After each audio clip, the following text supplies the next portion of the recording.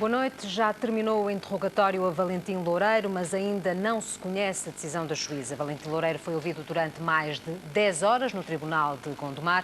O presidente da Liga de Clubes e também presidente da Câmara de Gondomar pode vir a ser acusado de corrupção ativa e tráfico de influência. Ele é um dos 16 indiciados e este processo, independentemente do desfecho, já teve consequências práticas. Tudo indica que Pinto Sousa, presidente do Conselho de Arbitragem, se vai demitir e também Gilberto Madail abandonou a corrida ao Comitê Executivo da UEFA. Este é, pois, o tema em debate esta noite e para isso são nossos convidados Coutinho Ribeiro, advogado, o jurista Paulo Rangel, boa noite, obrigada, e ainda o comentador desportivo António Fidalgo, também muito obrigada por se juntar a nós nesta conversa. O tema em discussão é, pois, a Operação Apito Dourado. Começaria por si, Coutinho Ribeiro, fazendo um ponto prévio. Sabemos que é advogado de um ex-árbitro, ou melhor, de um árbitro envolvido no processo, que fez desde o início denúncias deste tipo de procedimentos alegadamente irregulares. Ainda assim, o que lhe pergunto é o seguinte: criou-se relativamente a este processo uma grande expectativa na opinião pública, quer pelas personalidades envolvidas, quer pela cobertura mediática, quer inclusivamente pelo número de agentes destacados, enfim, mas criou-se também, simultaneamente, um sentimento de que tudo isto pode não conduzir a um desfecho punitivo. Isto é, poderíamos estar a assistir a um processo eventualmente semelhante ao da Casa Pia. Concorda? Bem, o processo da Casa de Pia ainda não acabou, ainda não sabemos se vai ter ou não consequências punitivas. Agora, o que eu acho é que não é fácil, neste tipo de processos, fazer prova de muitas coisas. Mas não estou convencido de que seja um processo para ficar pela rama. Nas indicações que eu tenho é que, a partir daqui, poderá haver outros desvios para outros locais, para outras pessoas, para outros casos, e, portanto, não me parece que isto seja um caso só para fazer abanar a opinião pública. Acho que daqui vai ser alguma coisa. Não vai ficar cingido a Gondomar? Julgo que não. E acredita que vai ser uma espécie de operação mãos limpas no futebol? Olha, pode ser, embora também haja a convicção instalada de que há grandes pressões neste momento para que a situação não extravase muito desta circunstância local de Gondomar. Mas não sei se essas pressões vão valer alguma coisa. Em sua opinião, está ainda confiante, portanto? Estou. Muito bem. Paulo Rangel, fica também pelo menos a sensação de que a alegada impunidade de que gozavam alguns dirigentes desportivos terá terminado. É essa a sua opinião?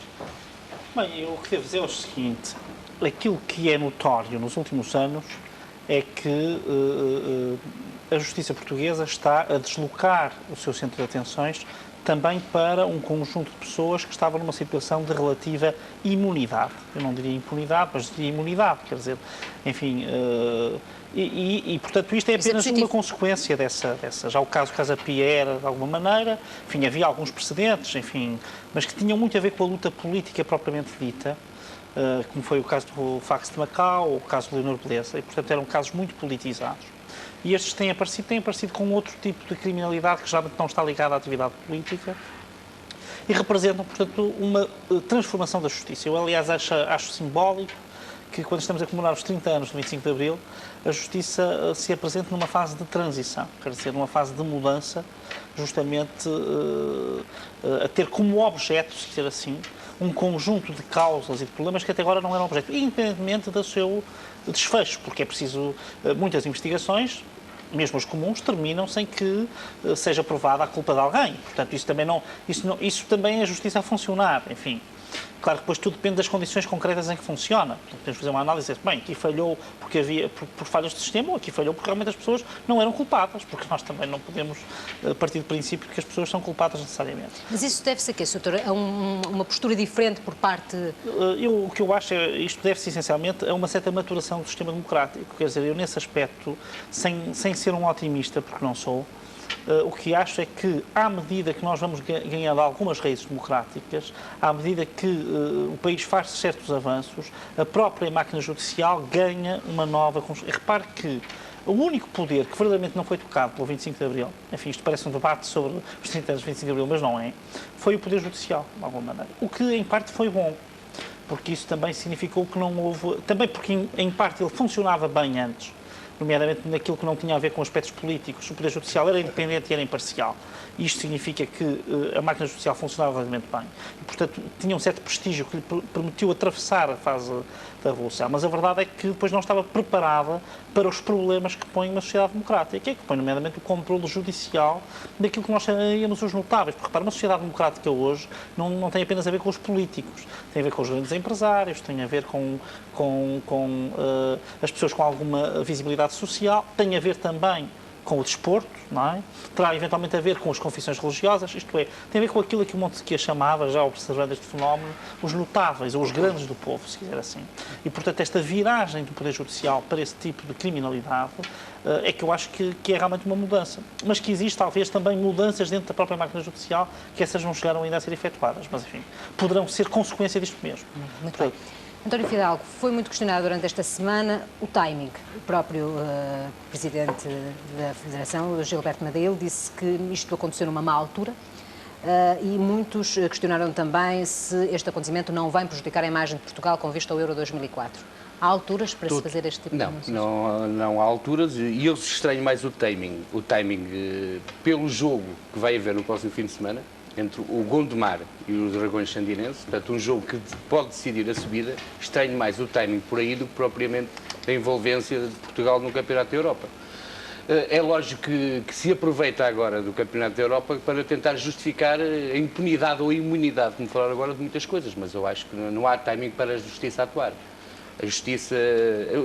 Só estranho é exatamente o timing de ser na semana em que se vai fazer um jogo que poderá decidir. Em sua opinião, vai ter reflexos? Claro que vai ter. A posição dos árbitros neste processo sai desde logo fragilizada. Quer se queira, quer não, quer sejam culpados, quer não sejam culpados. A exposição pública, a exposição mediática vai fragilizar. Mas vai aumentar a suspeição também, com certeza. Porque se havia muita suspeição... aumentará também o rigor ou o critério com que se aplicam determinadas... Esperemos que sim. Eu tenho esperança, eu não sou tão pessimista como o doutor, eu sou um pouco otimista nestas coisas da justiça. Eu penso que quando se inicia um processo destes, não se vai ficar só pela ponta do iceberg. Como o doutor disse, haverá muitas ramificações que poderão advir deste processo. E eu penso que é uma altura ideal para trazer a tal transparência ao futebol, ou tentar. Eu estou só a esclarecer um ponto. Eu não disse que era pessimista quanto a este processo. Eu disse que, em geral, não são otimistas. Sim. O que não quer dizer que sejam pessimistas. Disse que não são otimistas. Mas relativamente ainda ao Euro 2004... Mas tem repercussões. Tem repercussões, aliás, porque... Toda a imprensa estrangeira Toda a imprensa estrangeira refere este assunto, já teve as consequências que disse sobre que Gilberto Madeiro desistisse, Madeiro. Não era? Ou não? Não sei se terá sido essa a única razão. Não sei se terá sido essa a única razão.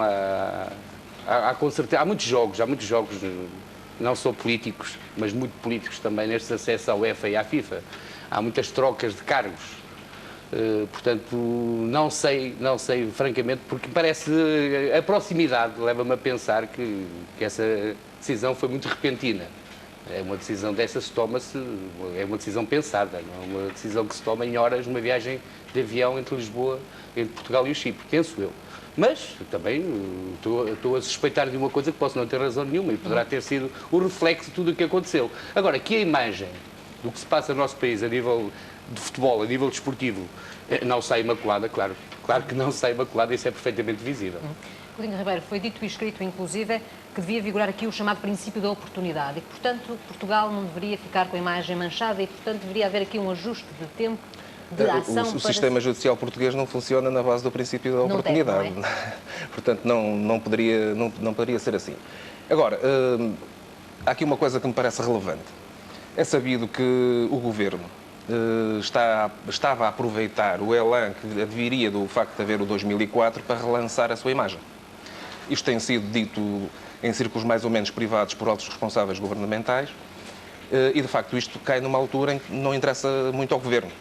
Agora, eu não quero com isto estar a fazer um juízo de intenção. Nem me parece tão pouco que isto tenha a ver com o jogo que vai haver no domingo entre o Gondomar e o Dragões Sandinenses. Parece-me uma coisa muito pouco importante para que fosse feita uma operação desta natureza por causa de um jogo da segunda vez. Eu só disse pela envolvência que o Gondomar tem em todo este processo, não é? Pois, mas não me parece que seja um motivo tão relevante quanto isso. Agora, eu estou convencido de outra coisa, estou convencido que os poderes judiciários e os poderes judiciais se movem por critérios que não são estes. que não tem nada a ver com saber se há o 2004, se há o jogo do Gondomar com o Sanidades. Pelo menos eu quero continuar a acreditar que é assim. Eu acho que aconteceu nesta altura, foi quando conseguiram reunir os elementos necessários para tomar algumas decisões. Pois, e também é preciso uma coisa, não só. Aqui, apesar de tudo, eu devo dizer que, embora em Portugal vigore o princípio de legalidade, na prática há oportunidade. Isto é, não há dúvida que, nomeadamente no domínio da investigação criminal, de alguma maneira se pode marcar o timing. O que muitas vezes acontece, e julgo que, no fundo, quando é que se chega à conclusão que está maduro um processo? Pois. É porque há investigação suficiente, como estava aqui a dizer muito bem o Dr. Coutinho Ribeiro, e também porque, provavelmente, também há um momento a partir do qual é extremamente difícil manter já o segredo da investigação. Repare que a investigação, pelo alcance que ela tem, estava a ser contida, enfim, de forma talvez muito eficaz para aquilo que é habitual, porque a sensação que se tem, até por pessoas que se fala que estão ligadas ao manejo destes meios, é que não havia conhecimento, pelo menos de que a investigação tivesse já este avanço, não é? Foi inclusive criticado, não é? O facto de não ter sido dado conhecimento às instâncias superiores de que estava em preparação uma operação desta envergadura. Eu aí sinceramente tenho dúvidas, embora isso tenha sido declarado, que isso tenha sido exatamente assim. Porque não me acredito que se peguem 150 agentes da Polícia Judiciária e isto não seja conhecimento das entidades superiores, quer dizer, ou que seja só conhecido. Mas parece que não era mesmo. Parece que as únicas entidades que conheciam era a PJ do Porto e a PJ de Coimbra. E que a Direção Nacional só teve conhecimento na manhã das próprias detenções. Mas, enfim, eu acho isso pouco plausível, estou eu a dizer. Dada a envergadura das investigações que se diz que estavam a ser feitas. Acho pouco plausível. Mas percebo que isso possa ter sido feito no sentido de dar um conhecimento mínimo e as próprias chefias não querem saber mais. Isto é, darem carta branca, admito isso. Aliás, o mesmo aconteceu com o próprio magistrado que tutela o processo, que também não deu informações aos superiores hierárquicos. Exatamente, pois. E não tem que dar. Tem que dar. Há uma circular da Procuradoria que diz que sim. Agora, a questão não é saber se deu ou se não deu, a questão é saber porque é que não deu. E sobre isso, toda a especulação é possível, não é?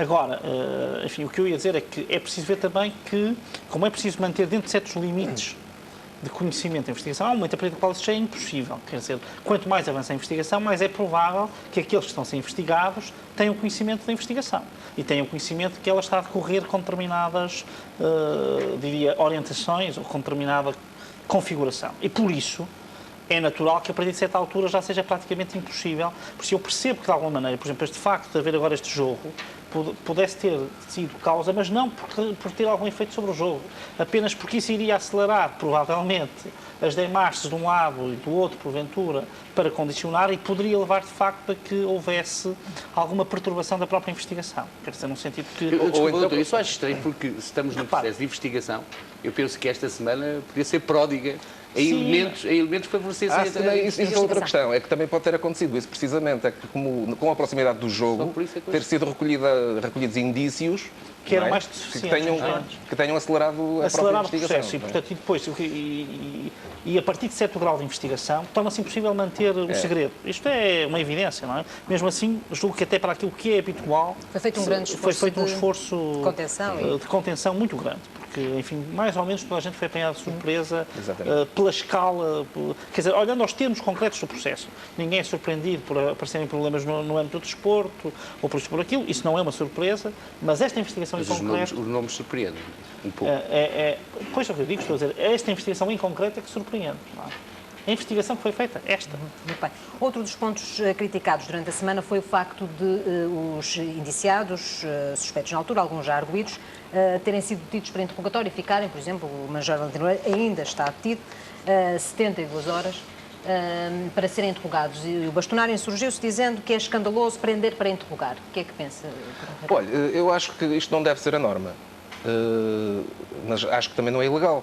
A lei prevê essa situação. E há situações em que, por uma questão de preservação da prova, que seja uma medida cautelar de preservação da prova, porque se fossem... Imagina o seguinte, imagino que os iam chamando um a um, chamavam um na segunda-feira, chamavam dois na terça-feira, três na quarta. Quer dizer, quando chegasse ao fim, já todos sabiam aquilo que tinham dito os primeiros, já tinham tido tempo para destruir eventuais provas incriminatórias. Assim, eu acho que tem que ser feito. Há casos que têm que ser feitos desta forma. E este é um desses? Eu acho que sim.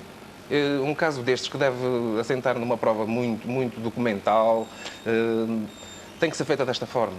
Eu lamento profundamente que as coisas tenham que ser assim, mas há casos que têm que ser mesmo assim. Agora, que isto não pode ser rotina, não pode. Paulo Rangel, se prescreve. Eu não posso estar mais de acordo com o Dr. Coutinho Ribeiro. Aliás, encontrei-me aqui a entrada dos estudos com o Dr. Pedro Marinho Falcão e sei que a opinião dele é diferente. Eu, como constitucionalista, devia até estar aqui muito preocupado com as liberdades constitucionais, mas nós temos que dizer o seguinte. De facto, embora seja possível, porventura, encontrar soluções que garantam melhor os direitos dos cidadãos, era possível encontrar aqui soluções intermédias, não digo que não. Mas não há dúvida de que, estando a decorrer a investigação, se nós vamos chamar cada um por sua vez, se só os vamos chamar sem os deter, se não garantimos que eles não têm contactos uns com os outros, pelo menos até que se faça o primeiro interrogatório, é evidente que isto perturba de uma forma tremenda as possibilidades de investigação. E, portanto, eu acho que, apesar de tudo, estamos naquela margem de sacrifício de direitos que é capaz de ser justificado. Claro que podia haver aqui outras soluções, podia haver, por exemplo, ter sido colocado mais um juiz, estarem a ser feitos 2 interrogatórios ao mesmo tempo, no sentido de se cumprirem as 48 horas. Mas depois também tínhamos uma grave desvantagem, é que, no fundo, o juiz de instrução, neste caso, a juíza de instrução que conhece o processo, não era a pessoa que estava a fazer as perguntas. E podia haver mesmo decisões divergentes, não é? Divergentes, que não respeitassem... Mas não há aqui nenhum indício de ilegalidade, como sugeria a Ordem dos Há um entendimento, não há dúvidas que há um entendimento muito rigoroso, muito estrito, mas que não é o único, portanto há vários entendimentos da lei. A lei realmente aponta para isso, aponta para a ideia de que deve ser presente ao juiz e deve ser ouvido e deve ser aplicada na declaração dentro de um prazo de 48 horas. Mas, curiosamente, nenhum dos advogados levantou essa questão, que pode querer dizer alguma coisa também, não é? Não, porque também tem sido aceito o entendimento que tem que ser presente ao juiz, isto significa que tem que ser identificado e que depois será no mais breve prazo possível. Também nós temos de reconhecer o seguinte, uma coisa tem de se reconhecer. O Tribunal Gondomar está a funcionar em condições de grande esforço para o próprio Tribunal. E, portanto, ele está a fazer tudo o que é possível para minorar este efeito.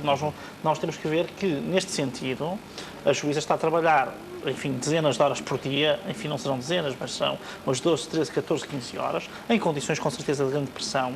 E, portanto, isto significa que está a fazer tudo para minorar, enfim, para limitar e para atenuar os danos decorrentes desta detenção. Portanto, também aqui uma ideia de que, apesar de tudo, está a fazer um esforço grande no sentido de respeitar ou desrespeitar o menos possível essa diretiva. Claro que eu compreendo aqueles que dizem, bem, mas então se fossem 40 arguídos e se isto demorasse 15 ou 16 dias, estava a pessoa detida 16 dias sem ser ouvida. Realmente, enfim, isto levava a um certo limite. Agora, se for dentro de limites razoáveis, eu julgo que também não se pode dizer que seja um sacrifício insuportável, não é? Enfim. Aliás, há um acórdão do Tribunal Constitucional, o acórdão número 565 de 2003, que diz exatamente isso. Diz que o prazo de 48 horas se conta até à simples apresentação do detido no tribunal e à sua entrega à custódia judicial. E na interpretação que permite ao juiz, após este prazo, manter detido o arguido, interrogá-lo nessa situação e determinar-lhe a medida de coação de prisão preventiva. Portanto, o próprio Tribunal Constitucional admite esta latitude. Não será a melhor coisa do mundo para os arguidos, mas nós temos que... É preciso sacrificar alguns direitos, não é? Em prol da Doutor, mas justiça. tendo uma visão mais humanista sobre o assunto, não haverá o perigo com esta exposição mediática, e sabia-se que com as pessoas que estavam ligadas ao processo iria haver uma grande exposição mediática, de culpabilizar antes da prova. Isto é, a exposição foi feita já. E o meu receio, isto falando só do ponto de vista humano, não do Poder Judicial, é que essas pessoas podem... Mas isso pode acontecer com qualquer processo. Neste caso concreto, também se pode dizer ser mais humanista neste... Mas também se pode dizer outra coisa. O facto de não ter havido nenhuma prisão preventiva também pode levar à leitura contrária, de dizer, afinal, aqui isto não vai acontecer nada porque eles estão a ir todos embora. Quer dizer, só uma pergunta. Não se pode tirar ilações de... Eu não estou muito de acordo com isso, porque, repare, as pessoas em questão, a partir do momento em que surge a suspeita, mesmo que não houvesse nenhuma apresentação em tribunal, nem nenhuma detenção, estão marcadas para sempre, não tenho dúvidas sobre isso. Portanto, esse efeito negativo ocorre independentemente daquilo durar um dia ou 2 ou 3. Se demorasse... Eu falava da exposição mediática. Não, mas a exposição mediática é exatamente igual. Repare, se aparecesse esta suspeita num jornal, durante um dia, 2 dias, 3 dias, sem que houvesse nenhum tribunal, o que é que acontecia à pessoa que estava a ser visada? Acontecia exatamente o que está a acontecer.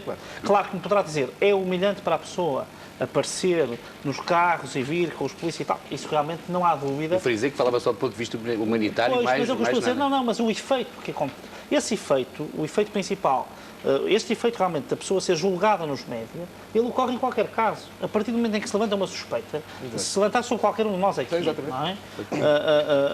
Que, enfim, cada um com o seu relevo, mas se, no caso até do António Figueiredo, se levantasse agora uma suspeita, qualquer que ela fosse, depois ficaria marcado para sempre. Seria um dano muito maior para si do que seria para mim, ou que seria para um cidadão comum que nunca veio à televisão, eventualmente. Portanto, quer dizer, com isto a partir do momento em que se levanta uma suspeita, é evidente que esse dano está...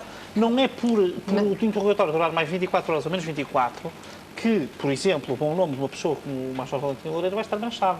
Não é por ser... Se durasse... Mas o facto de ter ficado detido ajuda. Não, está bem, mas a detenção... Aliás, a voz corrente que... Bom, enfim, isto pode não dar nada, mas a verdade é que já passou 3 noites na prisão. Está bem, desculpe, mas a detenção aqui é, como dizia muito bem o Dr. Coutinho Ribeiro, não é a medida normal, mas é uma medida prevista.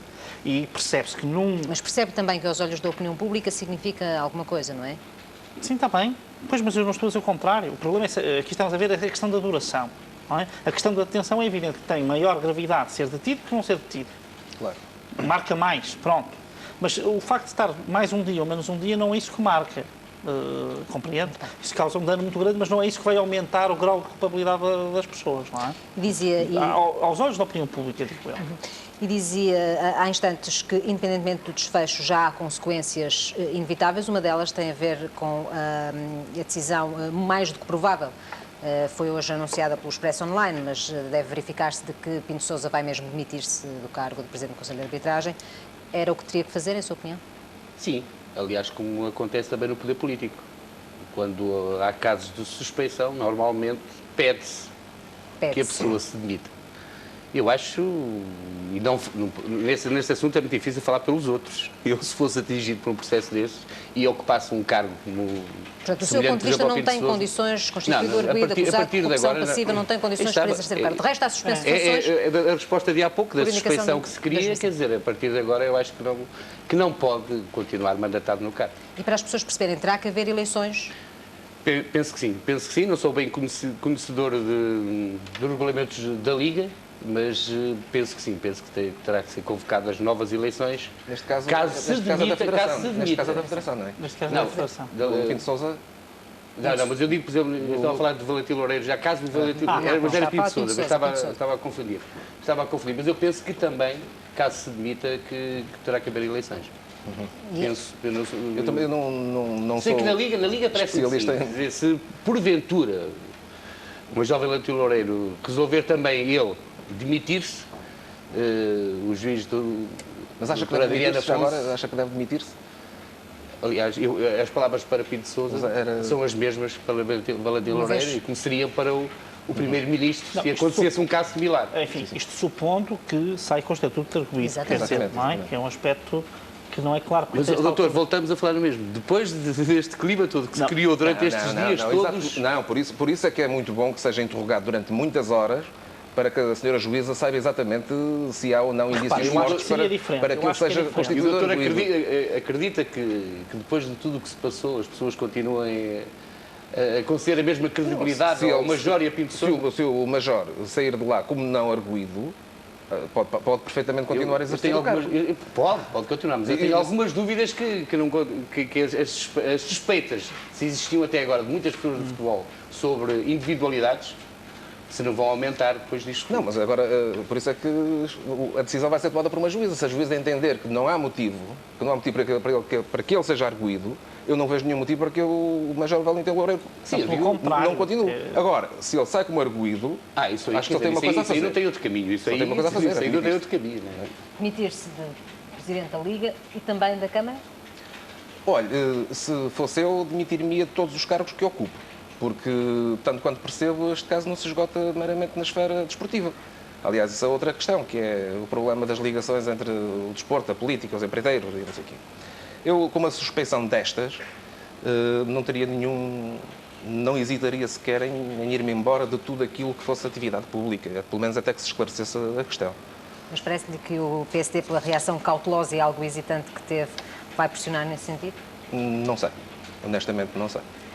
Dr. Paulo Rangel, houve hoje esta semana alguns dirigentes, inclusive do PSD, que vieram dizer claramente que é preciso que haja uma separação entre o poder político e o futebol. Isto é, quem desempenha um cargo de Presidente da Câmara não pode ser dirigente desportivo e que isto deveria ficar estabelecido por lei, isto é, não fica ao cargo, não fica ao critério do bom senso de cada um, mas deveria ser assim estipulado, concordo? Enfim, eu sinceramente concordo com isso em geral. Quer dizer, sem entrar agora aqui em análise de casos pessoais, não é? E nomeadamente o caso do Major Valentim Loureiro, não me interessa discutir o caso pessoal. O que me parece a mim, não sei se devia estar definido por lei, enfim, não iria talvez tão longe.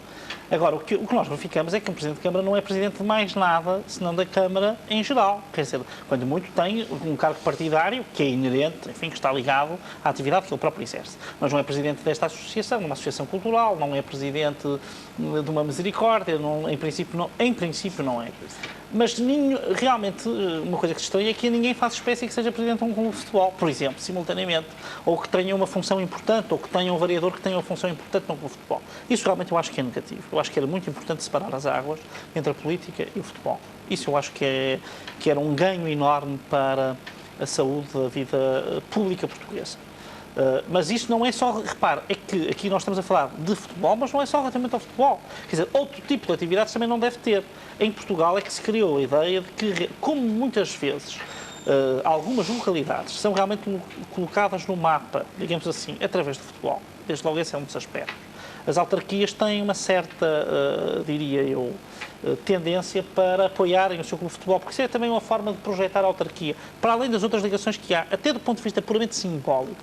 Já não estou a falar em problemas económicos, enfim, que também foram muito falados esta semana, outro tipo de ligações, até do ponto puramente simbólico, e os símbolos em política são muito importantes, o lançamento de uma equipa, e realmente há aqui depois interesses que não são muito claros, de forma que eu acho que é extremamente importante que quem é autarca, ou quem é membro de um governo, ou quem é membro de um órgão executivo, que não tem uma posição de destaque no futebol. Isto não quer dizer que não possa ser sócio de um clube, não quer dizer que não possa participar numa mesa de uma Assembleia Geral, quer dizer, depois é que eu também sou um bocadinho contra estas proibições, de vez em quando vêm estas campanhas tipo antitabagismo fundamentalista, que depois não se pode fazer nada, quer dizer, daqui a pouco as pessoas não podem fazer nada. Isto era muito, por isso é que eu quando dizia, bem, mas a lei deve proibir taxativamente. Eu não sei se é a lei que deve proibir, eu acho que isto devia... É uma questão de ética. Era uma questão de ética política, se quiser assim, ou até de espírito cívico, não é? De civismo. Se eu estou a exercer um cargo público, um cargo político, não devo ter ligações a nenhuma agremiação em especial. Isto não significa que eu vá abandonar, se sou sócio de, não sei, de um clube, ou sou sócio de uma entidade cultural há não sei quantos anos, não vou agora rasgar o cartão de sócio por causa disso. Não é isso que se pede. Depende do grau de envolvimento, não é? Exatamente. Agora, nós não podemos esquecer uma coisa.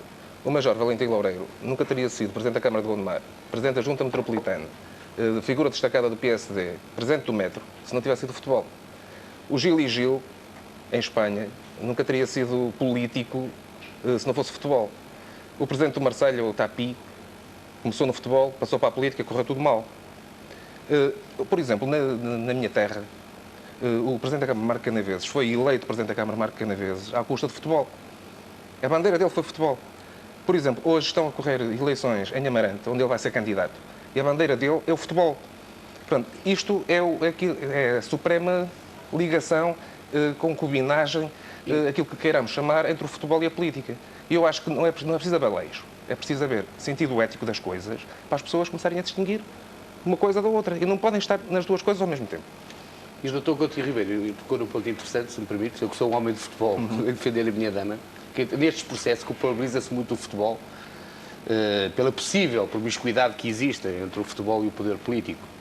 Mas eu penso exatamente como o doutor, quer dizer, que muitos políticos tentam tirar dividendos da sua envolvência no futebol. Depois, quem paga normalmente é o futebol.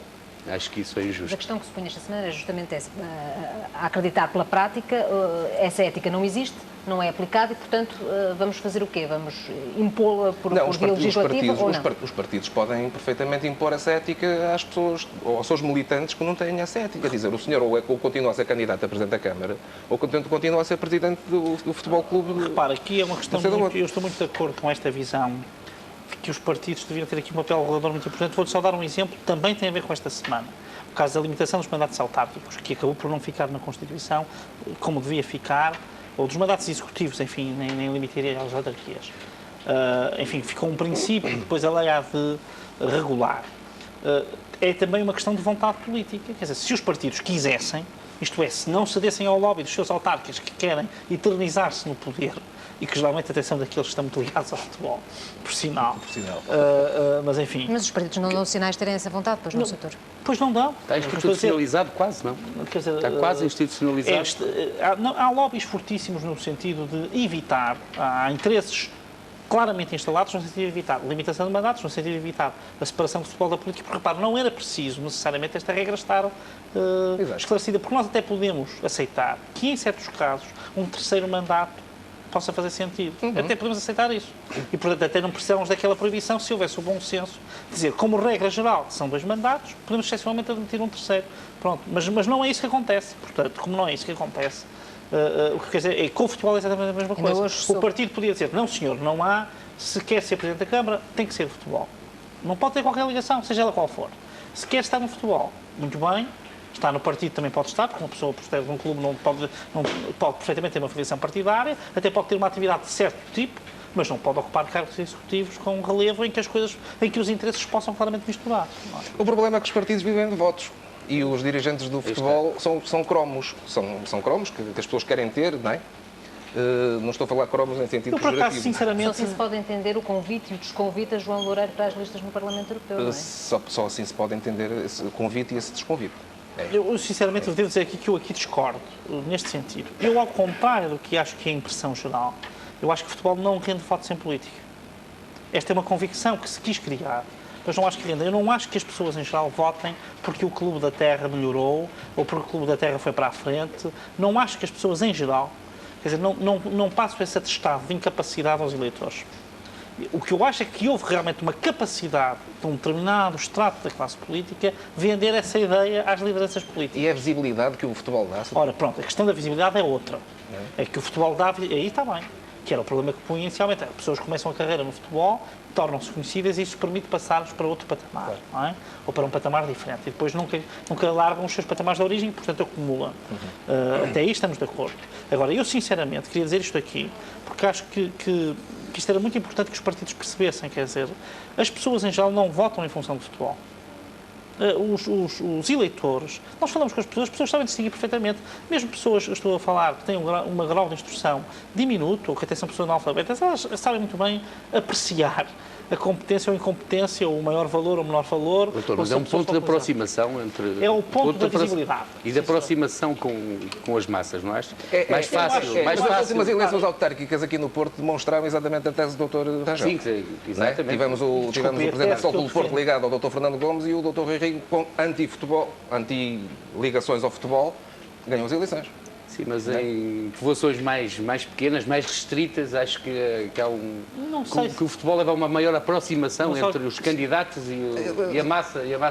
Se formos ver quantas pessoas vão ver um jogo da segunda de honra, chegamos à conclusão que nunca justifica o investimento que é feito no clube. Não justifica. Sim. Não é? São 600, 700 pessoas, 200 são de fora, a não ser quando é uma equipa mais rival. Aliás, este caso só aparece pelo futebol que nós temos. Quer dizer, que queremos fazer de todas as equipas ditas amadoras, equipas profissionais. Exatamente. Porque se fosse regulado todo o sistema do futebol em Portugal, nada disto poderia acontecer. Não teríamos equipas na segunda B com profissionais a jogar. Isto acontece por grande envolvimento das autarquias que sustentam. Eu penso que sim. Terá que haver forças empresariais, políticas também, a ajudarem os clubes, senão os clubes não conseguem sobreviver. Se os grandes não conseguem, muito menos os pequenos. Eu não consigo conceber como é que, com um país que vive com as nossas dificuldades, conseguimos ter, até à terceira divisão, a nível regional, jogadores profissionais a jogarem nos clubes e chamados amadores e que toda a gente sabe que ganham, porque têm recibos de vencimentos, inclusive. Portanto, a grande mentira do futebol, a grande mentira que se vive no futebol hoje em dia em Portugal, é que leva a casos destes. Mas eu gostava aqui de dizer uma coisa para provar o meu ponto. Por exemplo, no caso concreto, que não tem nada a ver propriamente com esta questão, mas no caso concreto, por exemplo, do Presidente da Câmara de Gondomar, Major Valentim Loureiro. Eu conheço bem o Conselho de Gondomar por razões familiares, conheço muito bem. E realmente o trabalho que ele lá fez, visto de forma, digamos, imparcial. É um trabalho altamente meritório, por exemplo, no plano social. Se houver o setor da educação, neste momento, em termos de infraestruturas de pré-escolar e de escola e de ensino básico, poucos concelhos do norte do país têm a sofisticação que tem Gondomar. Se for ver os acessos de Gondomar hoje, que é um concelho limítrofe do Porto e que se demorava 45 minutos e hoje se demora 15 de carro, não é? Isto significa uma mudança radical. Se for ver uma freguesia como São Pedro da Cova, que é das freguesias mais pobres do país, em que as pessoas viviam com o chão em terra, que até era das únicas freguesias comunistas do norte do país, não é? Enfim, agora julgo que é outra vez até por sinal. Não marco de cada vez há uma. Mas há mais algumas, mas julgo até que é outra vez, mas deixou de ser durante algum tempo, verifica que algum trabalho social não estava. Portanto, o que acontece aqui é que os votos não vêm de futebol, não sei se percebe. E o apoio que está a ser concedido agora a Valentim Loureiro, penso que também terá a ver com essa visão que o doutor tem e não nada com o futebol. Agora, se me disser assim, com o desenvolvimento do Conselho. Se me disser assim, se eu gosto do urbanismo do Gondomar, olha, eu não gosto.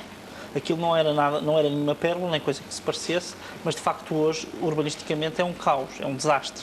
Mas não está diferente do que estão muitos concelhos do Entre Douro e Minho. Está exatamente igual. E no plano social está radicalmente diferente. Portanto, esta justiça também tem que ser feita. Isto é, com isto eu estou até a provar o meu ponto. É que não é o futebol, ao contrário de que provavelmente o próprio Presidente da Câmara de Gondomar está convencido, que gera essa empatia dos votantes. O que gera a empatia dos votantes é realmente o trabalho que o autarca faz, não é? Doutor Paulo Rangel, mas aceita que se o Major Valentim Loureiro tivesse chegado no ano 1900 e não sei quantos a Gondomar sem ser o Presidente do Boa Vista, que provavelmente não seria eleito sem ser uma figura pública antes, não é? Pois, mas a visibilidade veio exatamente do futebol. Sim, mas também veio de um trabalho que foi legitimamente desenvolvido no futebol neste sentido. Sim, inegavelmente. O trabalho que ele fez no Boa Vista é inegavelmente um trabalho de transformar um clube de bairro num clube nacional. Exatamente. Esse mérito ninguém lhe tira.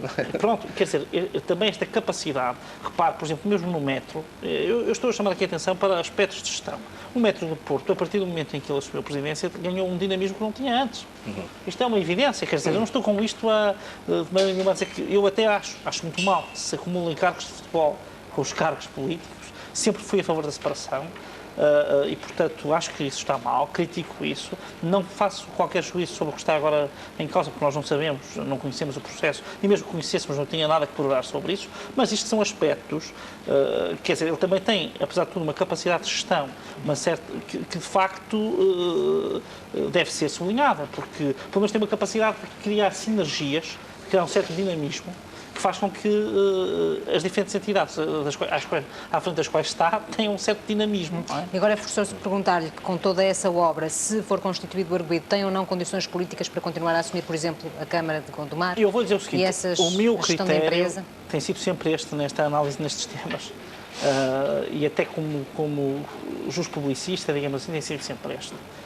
Eu acho que qualquer político que esteja na situação de arguido, ou até de forte suspeição, só ganha em realmente se demitir ou, eventualmente, em certas circunstâncias, pedir a suspensão do seu cargo, pedir o afastamento. Enfim, quando isso seja possível, enfim, porque isto depois depende muito dos cargos. Podemos estar a falar de um instituto público, podemos estar a falar de várias coisas.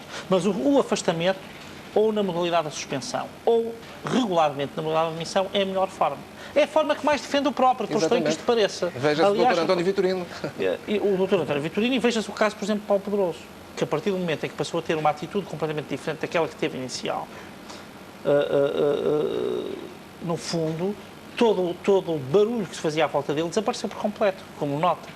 Enquanto quis assumir e quis realçar, não quis afastar. Quando suspendeu o seu mandato de deputado, não é? Pronto, estou a dizer. Exatamente. Num caso legislativo, talvez a suspensão, por isso é que eu estava a dizer, nem sempre terá que ser a admissão. Em alguns casos poderá ser a suspensão, lá onde isso seja possível. Poderá ser a suspensão, nomeadamente nesta fase, até, por exemplo, até se entretanto suponhamos que neste processo há agora a constituição de arguido, depois há o fim do inquérito, há uma acusação e depois ainda há instrução. Eu admito que uma suspensão possa bastar até à instrução. Neste caso, como é que funcionaria a Câmara de Gondomar, sendo que o Presidente, o Vice-Presidente, um dos vereadores também estão envolvidos? Como é que pois isso pode colocar problemas interessantíssimos, porque, por exemplo, problemas do ponto de vista jurídico curiosíssimos. Uma das coisas que eu verifiquei, mas que eu sinceramente não tenho a certeza exatamente do que sucedeu, até podem aqui esclarecermos já, e isso ajudará a esclarecer esta questão. A medida de coação de proibição de compactos foi ordenada ao Presidente do Conselho de Arbitragem ou não? De proibição de compactos. Sim. Aquilo que li no jornal, sim. Pronto. Agora imagine que os dois vereadores que estão vereador e vice-presidente, e o presidente da Câmara de Gondomar também são objeto da mesma medida de coação, isto é, uma medida de coação de proibição de contacto, isto significava que nem sequer se poderiam reunir. Exatamente. Portanto, isto pode realmente colocar problemas funcionais bastante complexos, não é? Nenhum deles estará obrigado, mesmo no caso de uma sanção mais grave como a prisão preventiva, à admissão ou até à suspensão. Como vimos no caso de Fátima Felgueiras, não é? Que acabou Claro, por ser... mas no caso de Fátima Felgueiras temos o problema agora das faltas justificadas e injustificadas, não é? Mas, por exemplo, se houver prisão preventiva, há quem entenda que as faltas são automaticamente justificadas, porque é um caso de força maior e que uma pessoa ainda se presume inocente, não lhe é diretamente atribuível. É curioso que no direito do trabalho isso não funciona. Sim, mas pronto, mas eu estou a dizer, há quem entenda, não é? São dois entendimentos possíveis. E, aliás, decorre ao contrário deste parecer da Procuradoria-Geral da República, não é? Mas no caso da prisão preventiva há esse entendimento. Não havendo prisão preventiva, como aliás tudo aponta para que neste caso não haverá, podem perfeitamente exercer os seus mandatos, eles podem exercê-los. Agora, não sei se houver este tipo de medidas de coação, por exemplo, a proibição de contactos... E a suspensão de funções? A suspensão de funções não pode ser determinada, não pode ser, não é, por acaso na minha leitura do Código de Processo Penal pode ser, mas o Tribunal Constitucional já disse que não e portanto está resolvido. Não vale a pena. Portanto não vale a pena estar a equacionar essa hipótese. A tentar equacionar essa hipótese. Mas eu por acaso até acho que a leitura que se faz, especialmente na linha P, devia permitir que são cargos públicos de que se fala em geral e portanto, enfim, devia permitir que os titulares de cargos políticos fossem objeto de suspensão de funções. Seria melhor para eles, até de alguma maneira, e seria mais transparente. Porque não os obrigaria a uma demissão, por exemplo. Enfim. Agora, julgo que aqui podemos estar, depende muito do número de vereadores que esteja envolvido. Não é? O funcionamento do órgão pode ser claramente perturbado por algumas medidas de coação. Não tenho dúvidas quanto a isso. Pode levar até eleições antecipadas. Eu penso que podemos neste momento ver a imagem de Valentim Loureiro a abandonar o Tribunal de Gondomar. Não é agora perceptível, mas já se assiste a alguma movimentação. Sim, muito boa noite. Confirma-se, cá está a saída do Major Valentim Loureiro, 3h30 depois de ter acabado a inquirição. Era um momento muito esperado por todos os jornalistas, por todos os muitos populares que estão aqui há 3 dias, que têm mantido o apoio ao Major, também autarca de Gondomar, o advogado do Major Lourenço Pinto, que desde a primeira hora, desde a hora de detenção, se mostrou ao lado do Major Valentim Loureiro. Nesta altura estamos na expectativa de que o Major Valentim Loureiro se aproxime dos jornalistas, cá está. Penso que é isso mesmo que vai fazer. Vamos tentar perceber então o que é que aconteceu nos últimos 3 dias em que o Major esteve detido.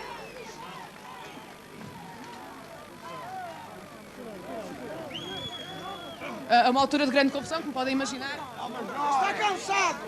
Está cansado! Está muito cansado! Calma. Eu vou fazer uma pequena declaração.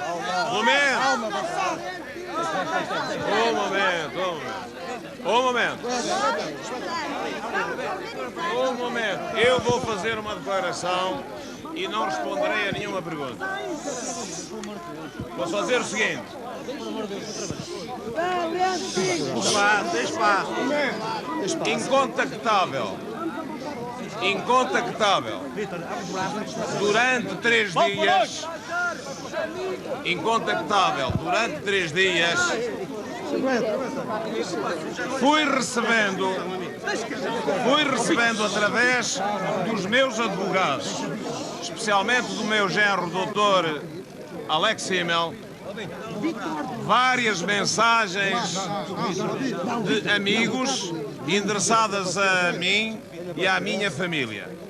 Quero agradecer a todos aqueles que me as enviaram e quero garantir-lhes que, independentemente daquilo que vai ser lido e que vocês vão tomar conhecimento, eu me sinto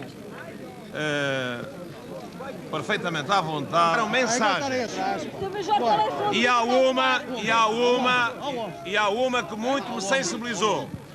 Foi a do Dr. Pedro Santana Lopes, que me mandou uma mensagem escrita para a minha família que me chegou, e é especialmente a mensagem que eu devo a todos os gondomarenses que durante 3 dias se preocuparam com o seu Presidente de Câmara. A todos, muito obrigado, muito boa noite e vou retirar-me. Tenho a minha família reunida em casa. Como é normal acontecer às sextas-feiras, tenho os meus filhos, o meu genro, as minhas noras, os meus netos e tenho alguma alegria em casa porque vou acabar por regressar e tenho lá também a alegria de Boa Vista acabar de ter ganho como me foi transmitido. Muito obrigado a todos, meus cumprimentos. Fica aqui o essencial das declarações de Valentim Loureiro. Não sabemos, no entanto, oficialmente, através deste simultâneo com a RTP1, não ficámos a saber ainda qual a medida de coação aplicada, se é que foi alguma. Seguramente não foi a prisão preventiva. Essa não foi. Mas a indicação de que os advogados iriam tratar do processo pode-nos levar a supor que será algo semelhante ao que aconteceu com os outros arguidos. Isto é, fica com a termos de sensação identidade de e que residência, não é? será de que foi constituído arguido, porque senão não precisava de advogados para coisa nenhuma, não é? Agora, qual a medida de coação que lhe foi aplicada, essa que ficamos sem saber, mas deve haver um comunicado do Tribunal, como tem havido todos os dias. Ainda não terá sido proferido, a agência Lusa diz que ainda não se conhece qual a medida de coação. De qualquer forma, houve aqui um comprometimento do Dr. Pedro Santana Lopes, não é? Bom, enfim, eu não sei se há um comprometimento, quer dizer, vamos cá ver. Há uma coisa que eu acho que é preciso distinguir muito claramente. Independentemente, enfim, depois do significado político que se pode atribuir à revelação desta mensagem, isso já é outra coisa. Agora, o aspecto é evidente que sempre que alguém é sujeito a este tipo de situação, os amigos se preocupam, as pessoas que estão bem, é natural que exprimam essas mensagens. Quer dizer, eu não tenho dúvida nenhuma. Um dia em que tenho um amigo que até cometa um erro gravíssimo, portanto já não estou por as hipóteses em que não há dúvida nenhuma, mas cometa um erro gravíssimo, pois eu sou capaz de lhe transmitir uma mensagem pessoal. Isto não quer dizer que eu esteja de acordo com o que ele fez ou com o que ele deixou de fazer. Significa apenas que ele é meu amigo e é nos momentos difíceis que ele precisa de mim. E por isso eu acho que isso é uma coisa que nós devemos ter presente e não tem nada a ver, não tem necessariamente uma leitura política direta, digamos assim, não é? Pronto, agora foi aqui utilizado, essa utilização com certeza que não é totalmente inocente, pronto, mas enfim. Sobretudo vinda do Major Valentim Loureiro, não é? Pois, quer dizer, então, enfim, nestas concretas circunstâncias, com certeza que isto quer dizer alguma coisa, ou terá alguma leitura política. O que eu quero dizer é, isto não significa que o emissor da mensagem tivesse essa intenção necessariamente. Este é que é um aspecto que também é preciso aqui salvaguardar em todo o caso. Muito bem. Para fecharmos esta ronda, António Fidalgo, ficou alegadamente mais consistente a suspeição sobre a corrupção no futebol, pelo menos a suspeição que quase todas as jornadas era levantada por comentadores, por jornalistas, pelos próprios intervenientes. Por isso não surpreende. Portanto, não surpreende. O que surpreende é que surja tão tarde e o que lhe pergunto é onde é que está a verdade desportiva, afinal? Vamos ver se conseguimos agora com este processo saber toda a verdade. Eu fico, neste debate, fiquei com algumas dúvidas, não sei se me permite. O Dr. Coutinho Ribeiro, na fase inicial, disse que sabe haver grandes pressões para impedirem, ou pressões para impedirem o normal desenvolvimento deste processo. Pressões políticas, empresariais. É isto que eu tenho medo. O doutor diz que já sabe. Portanto, se continuar a haver grandes pressões para impedir o processo de se desenvolver, ter o normal desenvolvimento, vamos continuar como até agora. Nada vai mudar. Se apurar a verdade que todos queremos, penso que poderá ser o primeiro passo para a transparência no futebol. As pessoas que gostam de futebol não dividem, querem um futebol transparente, querem que o jogo se limite ao jogo entre as duas equipas. Sabemos também que há pessoas que gostam mais da cor do clube do que propriamente do jogo em si. Nas reações houve vários clubes que se manifestaram solidários com o Major, o Boa Vista, o Guimarães, como o doutor, quer dizer, o Benfica. Sim, mas como é que deve ser interpretado o silêncio de Pinto da Costa? Pinto da Costa é uma figura pública que não se deve expor e não se expõe quando há situações destas. O nome dele já apareceu também nos jornais, como envolvido no processo. E eu penso que nestes casos o melhor que se faz é evitar a exposição. Portanto, concordo plenamente com o que fez o Pinto da Costa, que não sabe nada do processo, portanto não fala sobre o processo, e acho que enquanto não se apurar a verdade, todos são inocentes e, portanto, quanto menor a exposição, melhor. Coutinho Ribeiro, sabemos que as denúncias são antigas, de resto Maria José Morgado deu uma entrevista contundente há cerca de 2 anos, o próprio Procurador-Geral falou nisso, a investigação surge 2 anos depois. Significa isto, portanto, que havia alguma matéria que não foi atempadamente investigada, pelo menos, por exemplo, todas as semanas há declarações, quer de árbitros, quer de treinadores, o próprio Sporting insiste recorrentemente nesta tese. O que lhe pergunto é, podem as pessoas acreditar num sistema mais transparente a partir de agora? Isto é, isto irá inibir comportamentos futuros desta natureza? Eu acho que sim, espero bem que sim. E queria também dizer uma outra coisa. Queria dizer que, tal como dizia há pouco o Dr. Paulo Rangel, isto é um bocado o amadurecimento da democracia e acho que também o próprio poder judicial está a aprender a lidar com estes casos mais mediáticos, está a aprender a lidar com estes casos com pessoas mais famosas.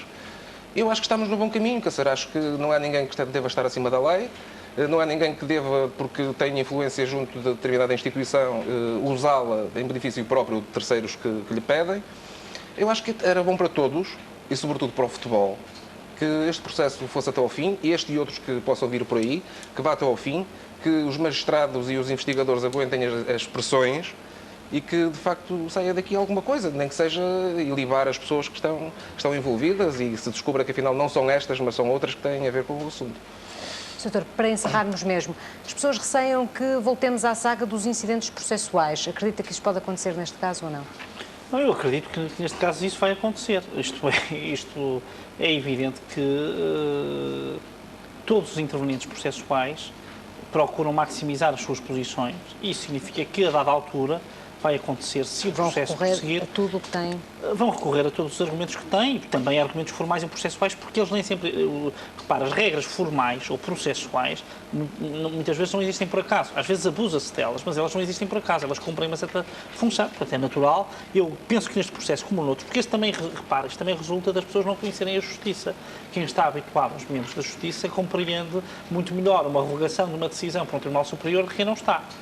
Porque as pessoas julgam, um tribunal de primeira instância julgou, está julgado, não pode mudar mais. Vem a segunda muda, ficam inseguras, não é?